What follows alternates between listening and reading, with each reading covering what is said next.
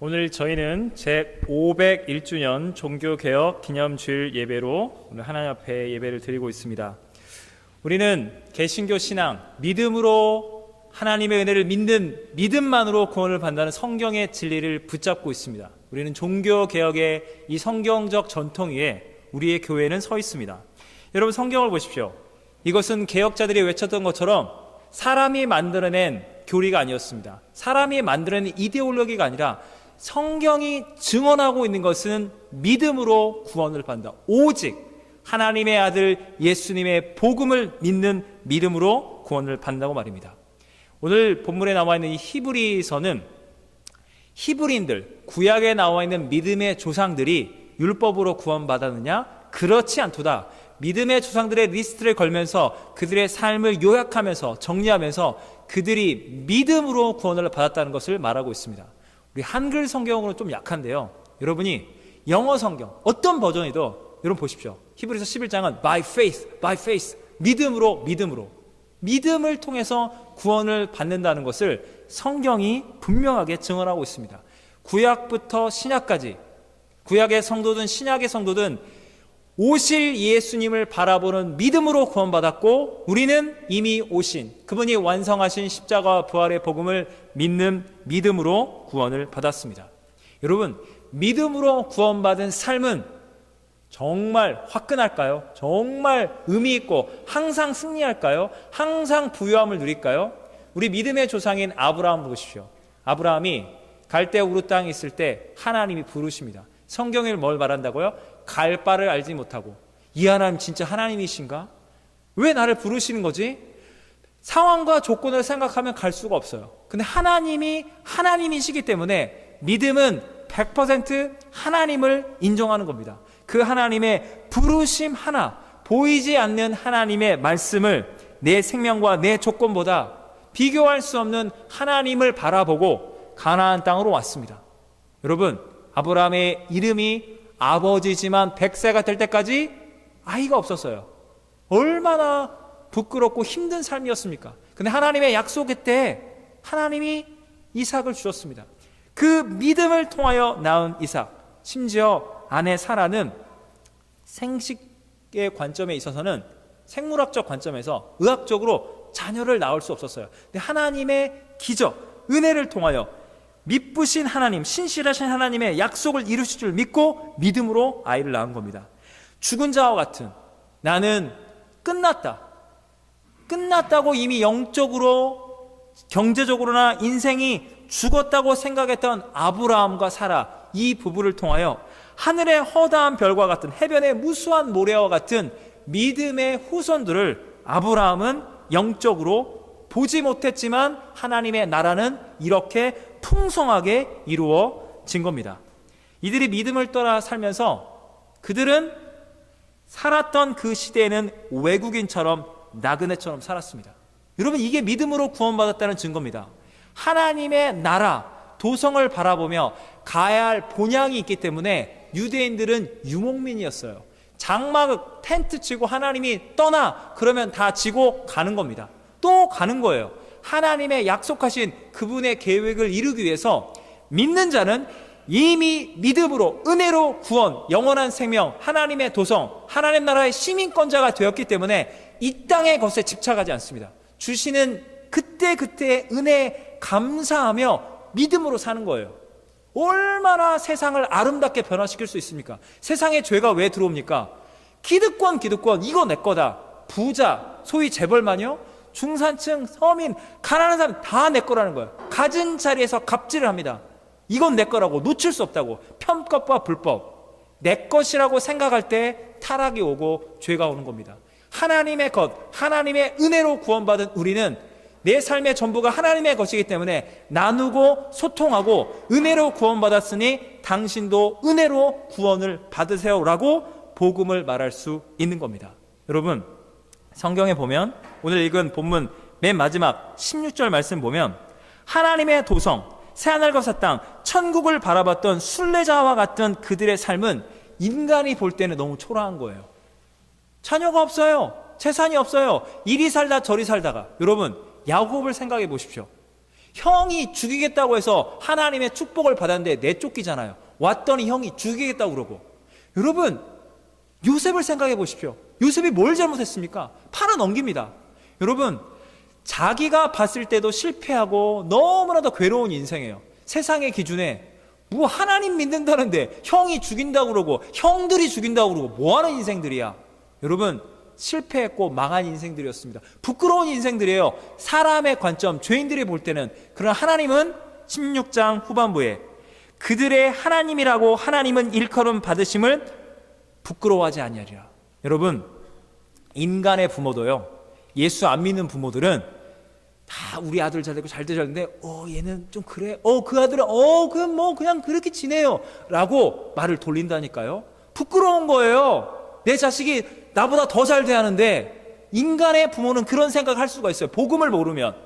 그러나 하나님 아버지, 진짜 하나님 아버지는요, 우리가 복음 때문에 순례자의 길을 걸어가면서 하나님 한 분만으로 만족하다지만 세상에서 때로는 쪼들리고 부끄럽고 당하고 짓밟히고 십자가의 길을 걸어가는 우리를 보면서 아이고 부끄러워, 어이구 망한 인생, 예수 믿고 복받고 잘 되는데 니네 뭐하는 거냐 라고 하나님 아버지는 우리를 보고 부끄러워하지 않는다는 거예요. 자랑스러운 내 믿음의 아들과 딸들, 내 믿음의 종들아, 내가 너희가 믿음으로 구원받은 이 진리를 기뻐하며 하나님의 도성을 기다리고 있느냐? 내가 너희와 함께하며 그 영원한 하나님 나라가 너희 목전에 있도다. 여러분, 우리 믿음의 조상들 지금 믿음으로 구원받았고 믿음으로 삶을 살아냈고 저 천국, 새하늘과 새 땅, 하나님의 나라에서 이미 안식을 누리고 있다는 겁니다. 믿음의 조상들이 걸어갔던 그 삶, 역사를 정확히 알아야 우린 정확히 산다는 겁니다. 의롭게, 바르게. 오늘 종교개혁 주일입니다. 제가 작년에, 여러분 기억한지 모르겠지만, 제가 마르틴 루터, 우리 믿음의 조상, 성경적 믿음, 이신칭이 믿음으로 구원받는 마르틴 루터에 대해서 제가 복음을 전했습니다. 기억하시는 분 계세요?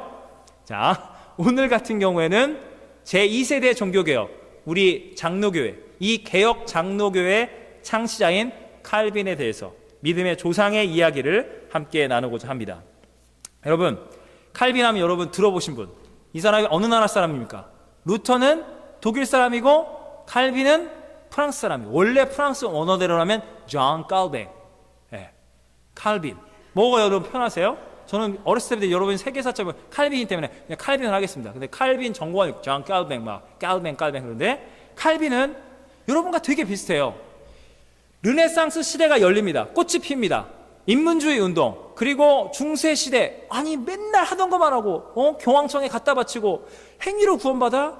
이 우울한 이 중세 암흑기가 끝나면서 내가 돈을 벌어도 되잖아, 이 직장, 이 공부 내가 하고 싶은 거 하면 되잖아, 인권이 발달하기 시작하는, 민주주의가 이제 조금씩, 자본주의가 사유재산, 이게 억눌렸던 이 로마 카톨릭의 거의 독재와 같은 이 암울한 시대가 끝나면서 개개인이 믿음으로 살아갈 수 있다.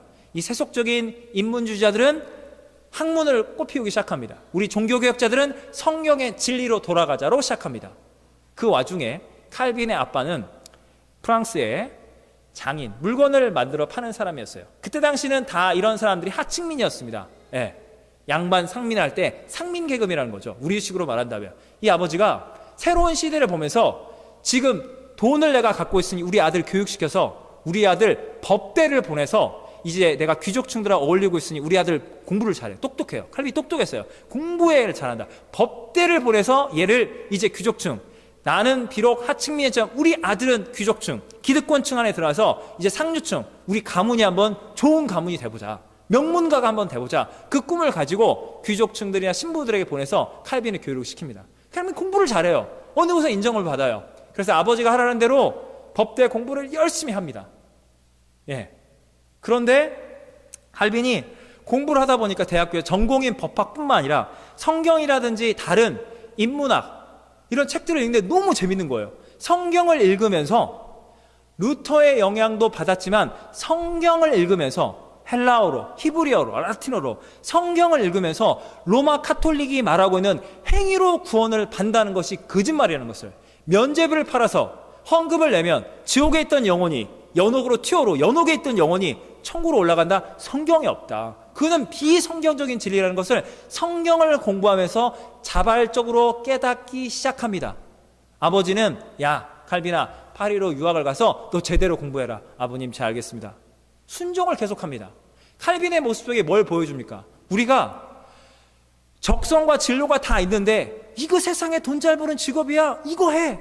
아니면 너 가정을 생계를 우리 집안도 해야지 하고 싶은 공부를 하지 못하고 했던 많은 사람들의 그 아픔을 칼빈도 아는 거예요. 그래서 아버지에게 순종해서 법학 공부를 하고 하는데 여러분 칼빈은 아버지에게 순종합니다. 그러나 여러분 믿는 사람은 믿는 부모든 안 믿는 부모든 부모에게 순종하되 우리가 영원히 살아계신 하나님 아버지의 부르심에 순종하는 것이 믿는 자인 겁니다. 여러분 제가 항상 예수님을 안 믿는 부모가 있는 청소년들이나 청년이나 그런 분들이라면 다른 모든 것은 철저히 양보하고 다 부모님 말에 순종해라. 그러나 저는 주일에 예배를 드리고 싶어요. 하나님을 믿는 믿음으로 살고 싶어요. 교회를 가게 해주세요. 그 부분은 무릎 딱 꿇고 아버님 이런 점에서 저는 하겠습니다.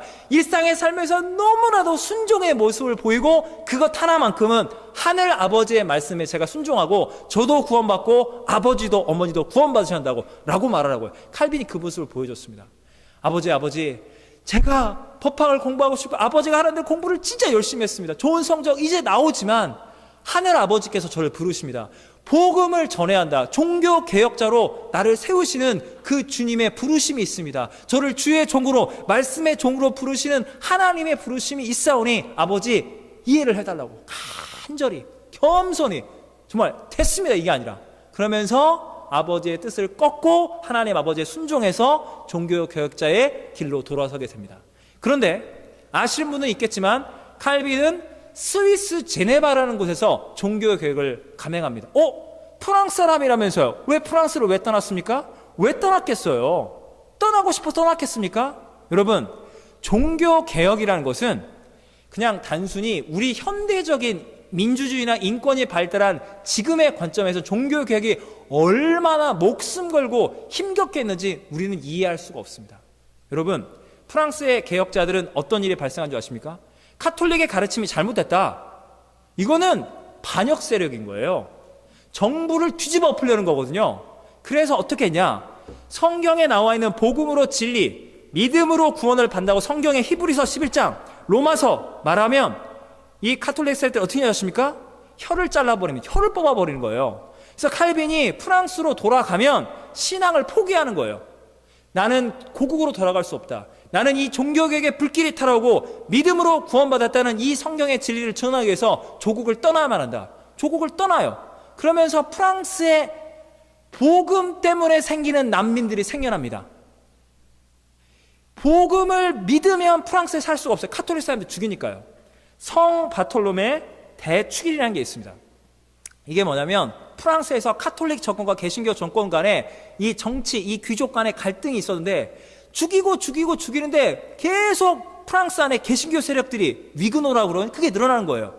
이 카톨릭 세력들이 이걸 어떻게 하면 한 방에 죽일까 해서 우리 화해하자 결혼식 이 유력자들 가장 정치권의 최고 높은 사람들이 정략 결혼하는 그때 우린 평화야 화해야 그리스도 안에 천주교나 개신교는 다 형제야 하던 그날 급습을 합니다. 개신교인들이 우리 천주교를 죽이려 한다. 가짜 소문을 낸 다음에 공권력을 동원해서 한 번에 죽이기 시작한 거예요. 무방비 상태의 프랑스 귀족, 프랑스 시민, 하층민, 남녀노소 할 것 없이 다 죽입니다. 역사가들이 이렇게 말합니다. 3,000명, 몇천 명의 프랑스 시내에 죽으면서 프랑스 시내에 피가 강물처럼 넘쳤다고요. 그 주간에 몇만 명의 개신교인들이 죽어났습니다. 이건 칼빈 사후에 벌어지는 일들인데 그만큼 복음으로 여러분이 지금 믿는 아니 성경에 나와 있는 그쵸 믿음으로 구원받는 거죠. 믿음으로 구원받기 때문에 성경이 말한 것처럼 나그네의 삶을 살면서 기득권층이 되지 않고 내가 부자든 가난하든 내 것 함께 나누면서 복음을 전하면서 그렇게 사는 거죠. 이렇게 말하면 저와 여러분은 죽는 거예요. 그래서 칼빈도 쫓겨났고 프랑스의 난민들이 대거 몰려왔습니다. 그런데 칼빈은 원래 제네바로 가려 하지 않았어요. 그런데 제네바로 가서 종교개혁을 하지 않으면 너 안 된다고 친구 파렐이 칼빈을 막 협박하는 거예요. 지난번에 저희 요나 이야기 공부했죠. 너 불순종하면 요나처럼 하나님이 가만 안 놔둘 거야. 성경 공부를 통해서 예수님 만난 칼빈에게 그렇게 협박을 하는 거예요. 하나님의 뜻이 제네바를 가야 한다면 나는 가고 싶지 않지만 가야 한다. 부르심 받고 제네바에 갔습니다. 젊은 개혁자가. 여러분, 천주교인이든 개신교인이든 우리 다 죄인이거든요. 우린 다 기득권이에요. 갔더니 처음에 이제 개혁을 하라고 맡겨서 성경대로 모든 걸 개혁하는 거, 미신을 없애고 관습을 없애고 성찬식하고 말씀대로. 그랬더니 제네바에 있는 기득권층들이 이 젊은 목사가, 젊은 개혁자가 우리 눈치도 좀 보고 우리의 관습 이게 있는데 막 바꾸자 그러네? 아니, 데려왔으면 우리 말 좀 듣고 했는데 자기 마음대로 해? 성경대로 하면서 자기 마음대로만 하는 것 같은 거예요. 그래서 요래조래 좀 우리 뜻을 따르라 했더니 칼빈이 아니다. 성경대로 복음대로 빨리 종교개혁을 하지 않으면 카톨릭 세력으로 넘어간다. 아니, 그건 아닌 것 같고 그만 제동을 걸기 시작한 거예요. 칼빈은 두려워하지 않았습니다. 어떤 일이 발생하냐면 3일 만에 나가 추방명령을 받은 거예요. 쫓겨나 버린 거예요. 그래서 칼빈이 너무나 마음이 아픈 거죠. 개혁하라고 온 다음에는 자기네 기득권 세력들이 칼빈을 몰아낸 거예요. 칼빈 내쫓깁니다. 내쫓기는데 어디로 갔냐? 프랑스 스트라스부르크로 갑니다. 이 프랑스 이쪽 지역인데 거기 가니까 난민들이 몰려온 거예요. 이 변방으로. 그들을 보니까 막 칼빈이 마음이 아픈 거예요. 목회 상처가 있는데 이들을 보니까 이들을 이 양떼, 우리 민족이잖아요. 우리 동포들, 그것도 복음의 형제와 자매들. 그래서 그들을 모아놓고 목회를 합니다. 잘 목회를 하고 있는데 제네바에서 어떤 일이 벌어지냐? 칼빈을 내쫓고 난 다음에 했더니 아까 지금 말씀드린 것처럼 카톨릭 세력들이 개신교가 변화되고 생권마다 가서 공격해서 죽이려고 그러는 거예요. 우리가 지금 어설프게 개혁을 하다가는 카톨릭 세력들이 우리 이 성읍이 함락당하면 우리 다 죽는다. 개혁을 제대로 성경적으로 추진할 수 있는 인물은 아이코 칼빈이었네. 칼빈 선생님 다시 돌아와 주세요라고 제네바에서 다시 편지를 보낸 거예요. 칼빈의 마음이 어땠을까요? 칼빈이 이렇게 고백해요.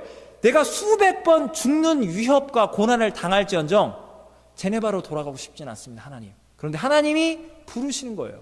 여러분, 믿음의 조상들은요, 자기가 계획하고 자기가 어떻게 인생을 플랜하는 게 아니라 가고 싶지 않던 제네바로 가고 원하지 않게 내쫓겼더니 거기 난민을 또 공동체 사역한 다음에 하나님이 다시 부르니까 이거 그냥 자존심 다 버리고 하나님의 사역이다. 사람 보는 게 아니라 종교개혁, 복음이 필요하다면 나를 버리고 이용했던 사람들이지만 이제 회개하고 복음을 붙잡겠다고 하니 다시 갑니다. 주님을 바라보고 믿음으로 돌아온 겁니다.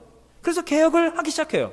여러분, 많은 사람들이 여러분이 칼빈 치고 여러분 세계사차계 중학교 때나 고등학교 때 보면 종교개혁을 이룬 종교개혁자. 그러니까 마치 우리는 대통령이라든지 어떤 총리라든지 강력한 실권을 가지고 그걸 완전히 자기 마음대로 다 한다고 생각합니다. 여러분, 칼빈은 로마 교황이 아니에요. 칼빈은 복음, 설교, 복음에 관련된 내용은 영적인 것은 목사인 제가 관리를 하겠습니다. 그러나 예산, 시혜, 법률 같은 것은 여러분들이, 일반 성도들이, 공무원들이, 정치를 하신 분들이 하십시오. 그러나 어쩔 수 없이 교차되는 부분에 있어서만큼은 복음적으로 이것은 카톨릭의 미신을 따르니 아닙니다. 이런 사람들은 지금 벌을 받아야 합니다. 라고 그것만 제가 하겠습니다. 라고 세속 권력을 세상 사람들에 넘기는 거예요. 로마 카톨릭이 왜 타락했습니까? 로마에서 정치 권력과 결탁을 한 거예요. 교황인 내가 온 세계를 우리가 다스린다. 영적인 복음을 전해야 할 사람들이 권력과 결탁하면서 그들이 이렇게 말하는 거예요. 카톨릭 교회. 여러분, 카톨릭이란 말 자체가 나쁜 말이 아니에요. 바울은 두루두루 편만하게 복음을 전했습니다. 예수 그리스도의 이름으로 하나님의 복음을 믿는 자들은 작든지 크든지 그리스에 있든 로마에 있든 예루살렘에 있든지 다 같은 보편적인 하나님의 교회, 카톨릭 교회. 다 똑같은 교회라는 의미라는 겁니다. 카톨릭 교회라는 게. 근데 로마에 있는 그들이 정치 권력과 결탁하면서 로마의 황제들과 야, 같은 교회라고 다 같은 교회인 줄 알아? 우리가 진짜 교회야. 로마 카톨릭 교회만이 진짜 교회고 나머지는 다 어설픈 교회, 가짜 교회. 우리가 온 세계를 다스린다. 교황님이 봤을 때 너 지호, 너 연호, 그럼 그렇게 되는 줄 알아. 절대 권력은 절대 부패한다는 겁니다. 그래서 칼빈이 그걸 알고 영적인 하나님의 사람들이 복음을 전해야지 권력을 탐하면 안 된다. 그걸 끊어버린 거예요. 권력을 다 양도해버린 거예요. 나 혼자 결정한다? 그렇지 않다.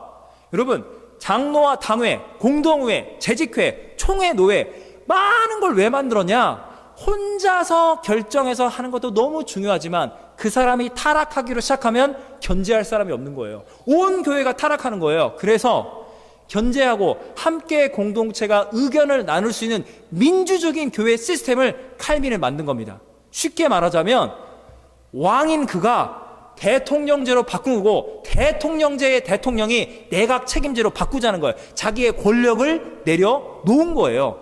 내가 타락할 수 있는, 우리 후손들이 타락할 수 있는 길을 막아버린 겁니다. 함께 천천히 가더라도 함께 기도하며 공동체가 결정할 수 있도록, 단독 목회자, 어떤 소위 영적인 한두 사람 기득권에 의해서 모든 것이 결정되지 않도록 말입니다.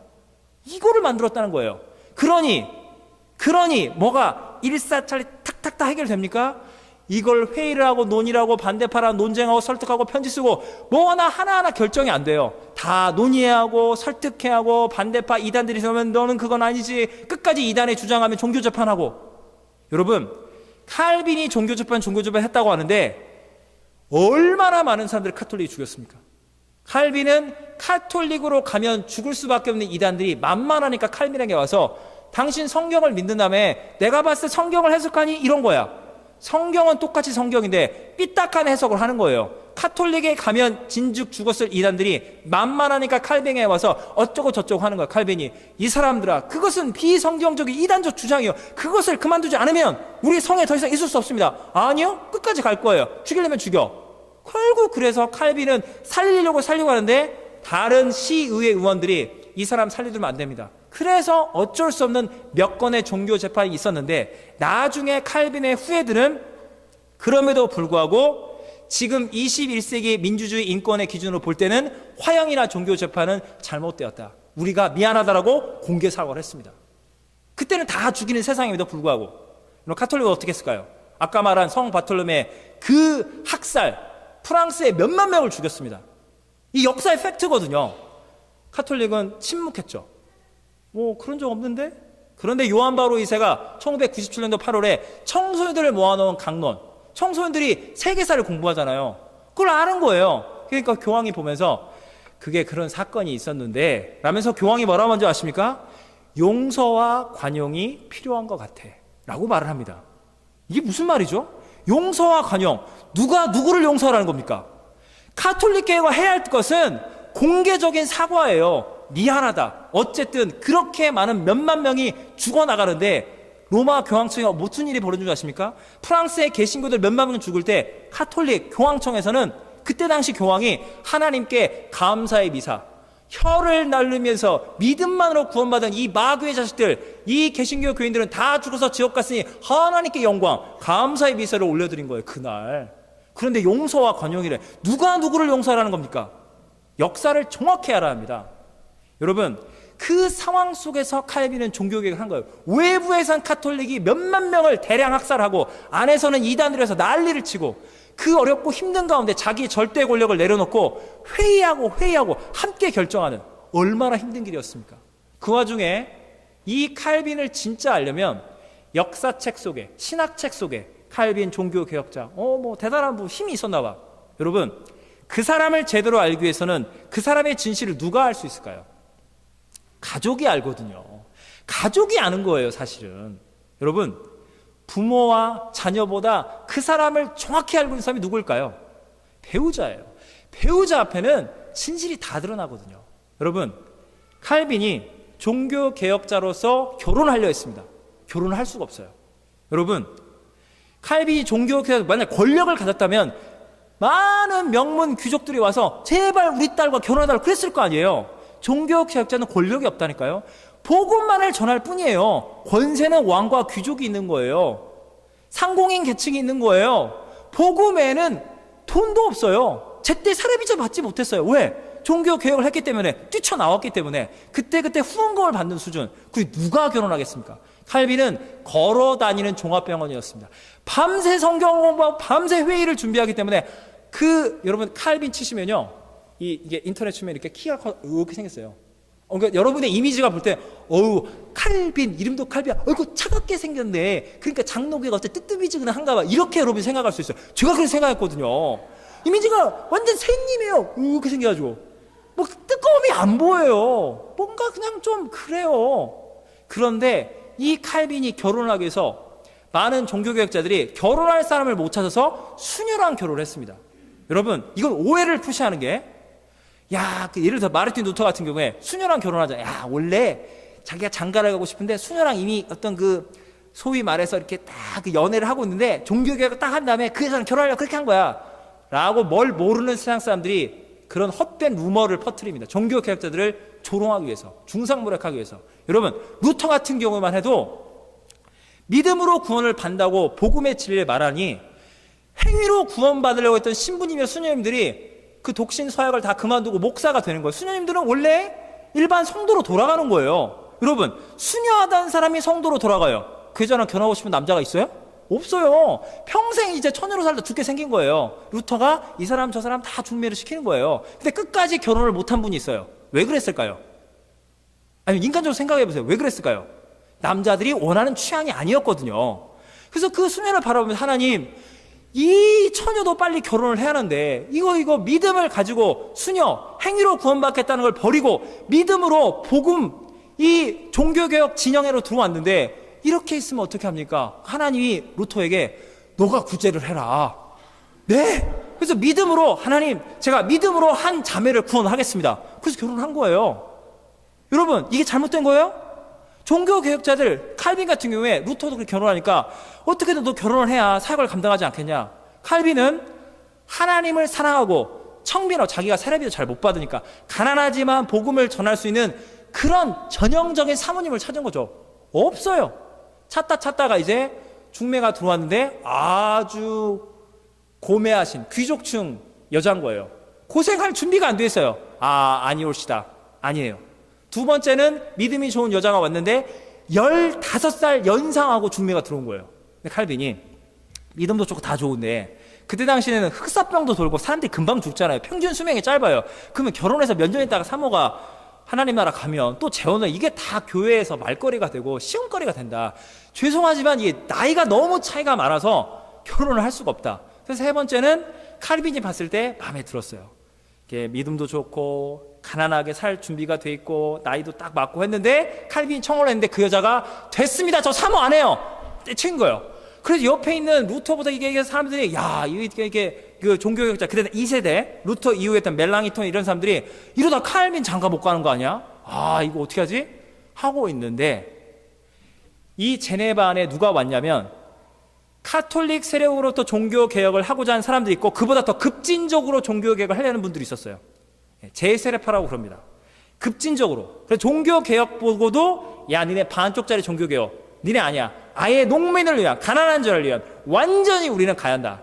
너무 급진적으로 나갔어요. 그분들을 칼빈이 복음을 전했더니 그 제세례파 지도자 중에 있던 사람이 가족들과 함께 제네바로 왔습니다. 제네바로 왔는데 제네바에서는 어떤 일이 벌어질까요? 여러분, 칼빈은 프랑스 난민 출신입니다. 이 난민들이 몰려온 거예요. 기록을 보면 6,000명밖에 없던 프랑스 이 스위스 제네바가 난민이 몰려오면서 7,000명의 난민이 몰려오면서 13,000명으로 늘어난 거예요. 와, 난민들이 우글우글거린 거예요. 생각해 보세요. 상상의 나래를 펼쳐보세요. 프랑스 출신의 목회자가 6,000명 목회를 이렇게 하고 있는데 7,000명의 프랑스 자기 동포라고 받아들인 거예요. 13,000명이 돼요.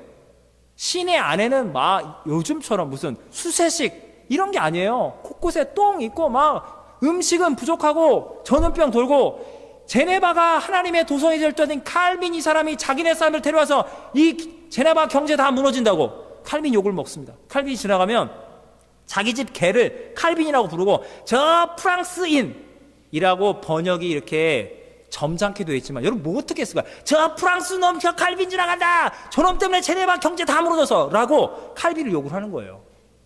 그렇게 칼빈이 힘들게 사역을 했습니다. 프랑스 출신이라고 스위스에 있는 기득권층들에 의해서 욕을 먹을 만큼 먹어가면서. 그런데 그럼에도 불구하고 칼빈의 복음주의 사역 때문에 외부의 사람들은 계속 들어왔습니다. 근데 그 영적 지도자, 그 남편이 죽은 거예요. 왜? 흑사병이나 등등등 여러 가지 이 생활 주거 환경이 너무 안 좋기 때문에 제네바 성 안에 죽습니다. 그래서 미망인이라는 한 여자가 있었어요. 근데 그렇게 쉽게 말하면 사모님이죠. 이쪽 제세례파의 그 사역을 했던 분의 사모님인 거예요.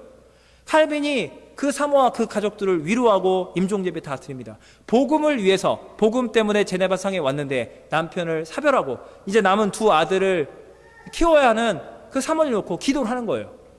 이 칼빈이 하나님의 뜻을 구하는 거예요. 이리 구하려고 해도 구할 수가 없는 거예요. 자기 짝을. 하나님의 뜻을 구하는 가운데 그 미망인이 믿음으로 살려는 모습 보면 내 마음이 너무 아픈 거예요. 여러분, 지금도 그렇지만 과거는 어떻습니까? 여성의 인권이 존중받지 못했어요. 남편이 죽으면 그 여자는 굶어 죽으라는 이야기예요.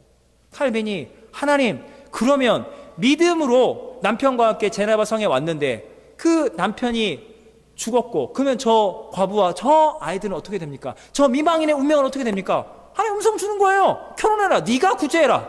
그래서 칼빈이, 루터는 순진하겠죠? 칼빈은 미망인이랑 결혼합니다. 사람들은 어떻게 생각했을까요? 환영했을까요? 사람들은 저주하기 시작합니다. 칼빈이 처녀랑 결혼해야 하는데, 여러분, 그때 당시에는 재혼은 불결한 거예요. 어디에 한 여자가 한 남자랑 살자 뭐 하는 거냐? 칼빈의 반대파들이 제네바에 칼빈이 돌아갈 때 칼빈은 반대파들이 여전히 있다는 걸 알고 있었어요. 과반수상 칼빈파가 좀 많았을 뿐 사모가 힘들어합니다. 가면 자기의 결혼을 근거로 욕을 할 거니까. 그러나 칼빈과 이 이틀레트라는 이 사람은 함께 결정합니다. 돌아갑니다. 돌아가서 아이가 태어납니다. 조산에서 죽습니다. 또 아이가 또 태어나면 또 죽습니다. 아이들이 죽어나갈 때마다 하나님이 기뻐하지 않은 결혼을 했으니 칼빈이 저주를 받은 거라고 칼빈 반대파들이 죽으라고 욕을 하는 거예요. 아니, 아이가 죽었으면 위로를 해줄 거 아니에요. 의견이 다르더라도 조롱과 저주를 퍼붓는 거예요. 몸이 약했던 이 칼빈의 부인은 아이를 낳으면서 아이가 죽어나가는 고통뿐만 아니라 사람들의 저주와 협박과 조롱 가운데 정신적, 육체적 스트레스를 견디지 못한 채 결혼한 지 9년 만에 세상을 떠나게 됩니다. 그 임종의 순간 가운데 칼빈이 함께합니다. 그런데 칼빈이 이렇게 말합니다. 당신의 그 두 아들, 엄밀히 말하면 칼빈의 아들이 아니죠. 그 전 남편이 낳은 그 두 아들, 내 아들처럼 내가 키울 것이니 하나님 품으로 가라고. 이 아이들을 하나님께 맡깁니다 하면서 이 여인이 죽으면서 칼빈 아내가 하나님 나라가 보인다고, 부활의 소망을 보며 나는 하나님께로 간다고 하나님을 찬양하면서 삶을 마감합니다. 칼빈이 그 슬픔을 견디지 못해서 칼빈이 사람들에게 편지를 써요. 나는 미친 듯이 지금 설교를 준비하고 미친 듯이 성경 공부, 미친 듯이 일을 합니다. 이것을 멈춘다면 이 슬픔 가운데 내가 견딜 수 없기 때문에. 근데 이 칼빈이 이걸 극복하면서 다른 목회자가 아내를 사별하게 됩니다. 그 목사에게 찾아가서 당신의 마음이 얼마나 아픈지 내가 압니다. 당신의 아내는 지금 하나님 나라 품에 안식을 누리고 있습니다 하고 아내를 떠나보낸 목회자를 가서 칼빈이 위로를 합니다. 칼빈이 죽어가는 자기 아내에게 이렇게 말합니다.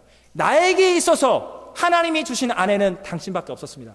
당신이 믿음으로 남편과 함께 전 남편이 이곳에 왔고 그 남편을 하나님 품에 올려드리고 믿음으로 살고자 제네바 성에 끝까지 살고자 했고 그 믿음을 통하여 당신은 저와의 결혼을 허락해 줬고 당신이 믿음으로 내 아들들을 낳고자 했겠지만 건강의 이유로 아들과 딸이 죽어가는 그 아픔을 경험하면서 하나님을 원망하지 않고 삶을 마감하고 주님께 가는 사랑하는 아내, 당신의 믿음이 너무나 아름답소.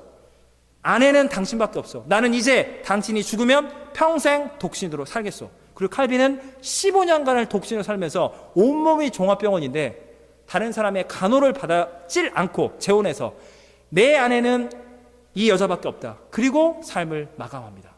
사랑하는 여러분, 칼빈이 그렇게 삶을 마감했을 때 누가 찾아온 줄 아십니까? 스코틀랜드의 존 낙스라는 사람이 찾아옵니다. 제네바에 하나님의 도성이 세워졌다. 이 존 낙스는 스코틀랜드 돌아가서 하나님의 복음 중심의 장로교회를 세웁니다.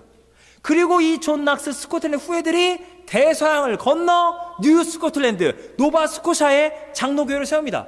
그리고 그 장로교회를 통해서 태어난 맥켄지 선교사님, 이분이 조선 땅에 가서 복음을 전하고 1년 반 만에 순교 당하시고 소로교회를 세웁니다. 평양에 대부흥의 역사가 일어나면서 이 장로교 교인들이 한국으로 내려옵니다. 소위 영락교회, 세문안교회, 한국의 대형 이 장로교회 교회, 많은 사람들이 교파는 다르지만 이 장로교회 당화의 시스템을 다 받아들여요. 이런 말을 해요. 한국은 다 사실상은 다 장로교회다. 금요 철야 때는 다 순복음교회고 한국교회는 다 모든 게 다 짬뽕이거든요. 남이 좋은 건 다 따라하니까. 네. 그렇게 돼서 우리가 이곳에 와서 장로교회를 세운 겁니다. 여러분, 누군가는 앞으로 미래를 바라보지 못하고 아브라함부터 루터도 칼빈도 믿음의 사람들은 자신의 현실을 생각하면 절망과 고통이었어요. 그러나 믿음으로 구원받은 성경의 진리가 세상을 바꿀 것이고 믿음으로 나온 후손들이 자유롭게 복음을 증언하며 하나님을 예배하는 하나님 나라를 꿈꾸며 그들은 고난과 고통을 담대히 믿음으로 견뎌낸 겁니다. 제가 오늘 이 칼빈 이야기하면서 제 마음에 이런 생각이 들었어요. 혹여라도 오해가 있으실까 봐. 칼빈만 최고라는 거 아니냐? 여러분 간에 많은 순복음 출신, 침례교 출신, 감리교 출신 정말 이렇게 많잖아요. 저 정직하게 말씀드립니다. 제가 이 감리교 이 순회 전도자들 말을 타고 저 마을과 저 마을과 복음을 전하며 잘 것도 없는데 복음 전하고 누가 재워주면 연속에 자고 또 말 타고 와서 복음 전하고 그 웨슬리인들이 전도했던 그 옛날 기록들을 보면요 제 가슴이 막 뛰어요. 나도 말 타고 막 복음 전하고 싶은 거예요. 나 웨슬리안 아닌가? 나 감리교 목사가 되는 거 아닌가? 우리 청소년들 청년들 나의 왕 앞에 노래하면서 막 춤추고 찬양하는 이게 다 순복음이거든요. 막 그 청소년들 찬양하는 걸 보면 막 제 가슴이 막 뛰는 거예요. 막 예. 제가 얘네들 뛰는 거 더 많이 뛰어요. 찬양하면요. 아, 나는 순복음이 아닌가. 그 다음에 침례교 솔직히 세례에게 물 좀 뿌리잖아. 아, 이왕 할 수 있으면 그냥 물에 확 넣어서 그 진정성 있게 나는 예수와 함께 죽고 예수와 산다 하면 좋은데 제가 하면 안 돼요. 장로교니까. 이게 뭐냐면 육군, 해군, 공군, 해병대가 있는데 제가 육군인데 바다로 가서 바다의 적을 잡자. 그럼 제가 육군이 아니잖아요. 그럼 해군에 했어야 하는 거예요. 그러니까 침례를 시키려면 침례교 목사가 돼. 제가 침례가 이거 좋을 것 같은데 해도 따라하면 안 된다는 거예요. 제가 말씀드린 게 뭐냐? 제가 칼빈 이야기를 한 건 칼빈만이 최고, 이게 장로교 최고 그 이야기를 드리는 게 아니에요. 여러분 안에는 각자의 다양한 DNA가 있습니다. 속일 수 없는. 여러분, 저는 신학은 칼빈이지만 제 가슴은 웨슬리언처럼 노방전도하고 싶고 정말 할 수 있으면 침례가 좋은 것 같고 할 수 있으면 맨날 기뻐 뛰며 찬양하고 싶습니다. 진짜로. 여러분, 성경이 우리에게 말하고 있는 것은 너희 안에 너희를 부르신 하나님, 개신교 안에 다양한 영성의 DNA가 있는데 이렇게 마음껏 우리의 하트가 움직이는 대로 하나님을 예배하고 그렇게 신앙의 공동체가 세워지도록 루터와 칼빈이 믿음으로 구원받는 이 진리에 생명을 던졌기 때문에 우리는 자유롭게 우리가 원하는 하트가 움직이는 대로 우리의 심장이 뛰는 대로 주님을 예배하고 그렇게 사역하고 그렇게 봉사할 수 있도록 주님이 은혜를 베풀어 주셨다는 겁니다. 칼빈은 자기 삶을 이렇게 마감합니다. 나의 심장을 하나님께 드립니다. 사랑하는 여러분, 우리는 순례자의 길을 갑니다. 이미 구원받은 여러분은 이 땅에 기득권에 욕심이 없습니다. 그것은 죄의 길입니다. 받은 은혜와 사랑의 물질에 감사하며 더 어렵고 힘든 자들, 복음이 필요한 자들에게 복음을 전하며 어떠한 고난과 역경에도 나는 은혜로 믿음으로 구원받았으니 주 예수를 위하여 나의 심장을 주님께 드립니다. 다 같이 기도하시겠습니다. 사랑과 은혜 하나님 아버지, 주님을 찬양하기 원합니다. 주님의 말씀 가운데 우리가 세워지게 하시고 종교개혁의 이 전통 가운데 우리가 세워져 있습니다. 우리는 갈 바를 알지 못합니다. 우리의 상황과 조건은 언제나 흔들리고